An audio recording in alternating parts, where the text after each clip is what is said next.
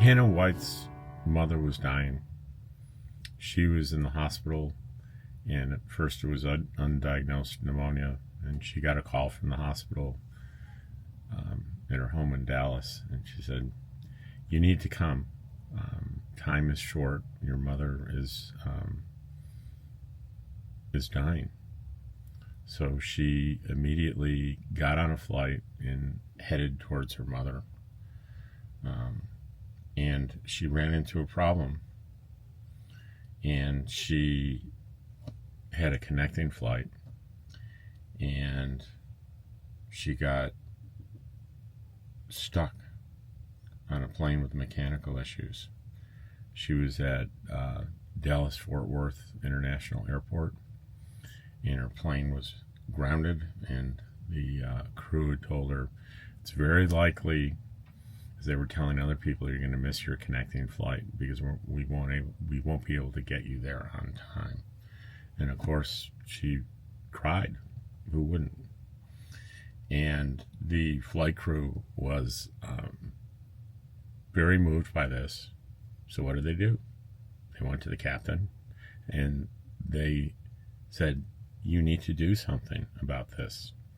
Now, knowing full well that captain couldn't get up and fix the mechanical problem and take off, he called who he needed to talk to, and that was the captain of the flight she was going to get on, the connecting flight. And he told the captain that story. And captains on airplanes, they got big powers. That captain delayed the flight and waited for her to get there. And she got there. She got to her mother's bedside and got 24 hours with her mother. This one hit close to home, and I'll tell you why. Back in almost 25 years ago, I got that call, my father.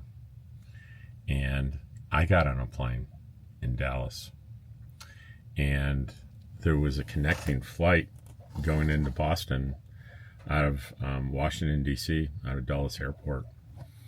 And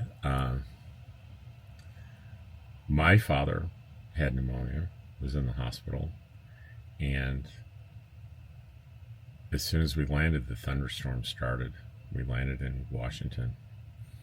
And I remember very clearly standing out and looking at the thunderstorm running in, thinking, I'm not going to get to my dad. There's nothing that's going to get me to my dad. And that fear started coming over me.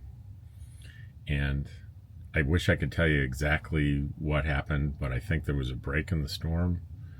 We got on the plane, and I made it. I got to Boston. I rented a car. I drove up to the hospital in New Hampshire, and I walked in about 11 o'clock at night. My brothers and sisters were there with my dad, and he said he survived another 24 hours after that, but he said the last coherent words that I heard from him in my life was when I walked in the room. Someone said to him, "Look who's here," and he looked up at me and he says, "There's the baby boy." That was it. And I got to spend the last 24 hours of my dad's life, my brothers and sisters and I got to spend it right with him. So thank you so much for that story. And if you're on YouTube, I'll link you to this story in the description. If you're on Facebook, it'll be in the first comment as quickly as I can get it there after it posts. Take care.